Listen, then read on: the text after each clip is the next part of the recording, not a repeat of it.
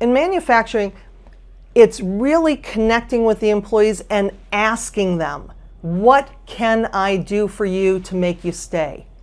Now, a lot of managers are afraid to ask that question because they think the employee is going to say, well, give me $10 an hour raise. In most cases, if that employee is already making a decent hourly rate, a decent salary, whatever it is, money's not going to be at the top. But if they're not, then you're going to look at your compensation structure or you're going to lose them. But it's, number one, finding out what they want, asking them even the questions of what keeps you here, finding out the good things. Tell me what you enjoy about your job. Now we're reinforcing.